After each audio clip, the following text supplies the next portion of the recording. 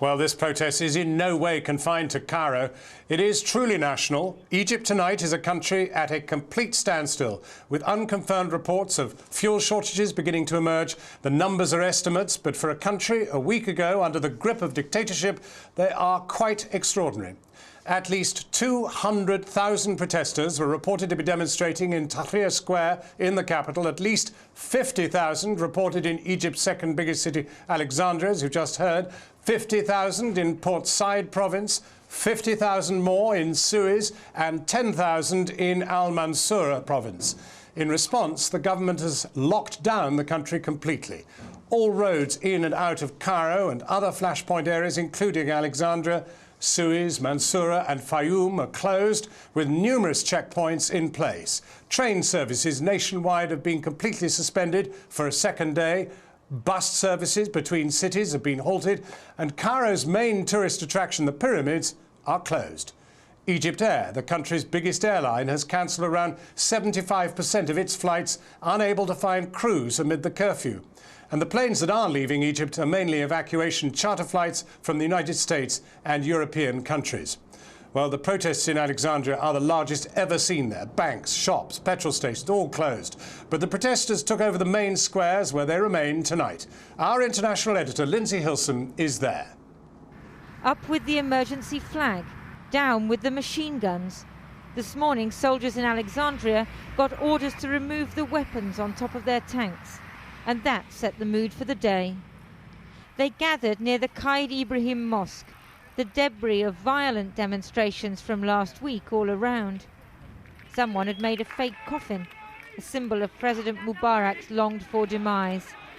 As the day wore on, the numbers swelled and the mood became more determined. It's mid-afternoon in Alexandria and there are already tens of thousands of people out on the streets. Every time we stop, people come up to us with their banners, their posters, shouting.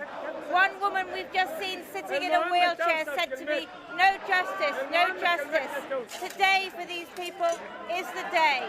This is the day they want President Mubarak to go. Now you need new president because we want to feel democracies. Now all these people, you come here because you want to change Mubarak. I don't know why. America, to need Mubarak, you stay here because you help Israel. We don't need that. We don't need that. We need a change.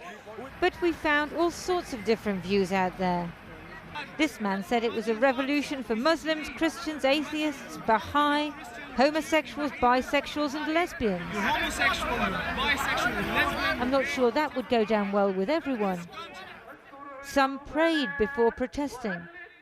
The Muslim Brotherhood are quite strong in Alexandria, but have been late to join the demonstrations.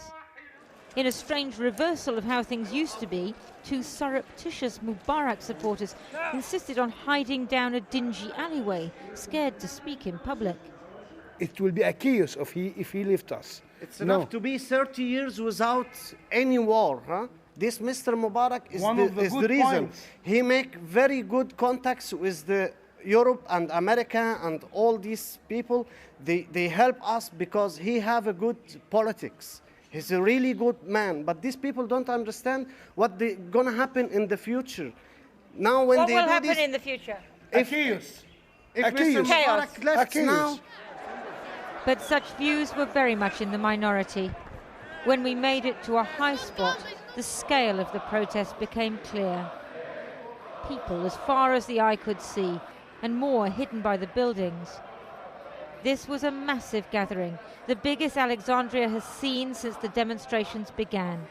A challenge to the authorities none would have predicted a month ago. We're at the railway station in Alexandria on an overpass, and I can see, I don't know how many people, at least 100,000, maybe more.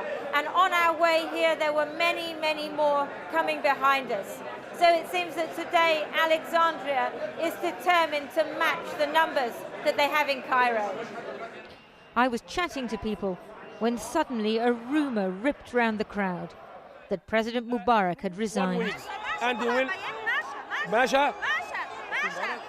The news, Egyptian news, says that Mubarak leave. He's out now. Mubarak out now. Egyptian news say that Mubarak out now. He's not here. Victory. We prove the victory.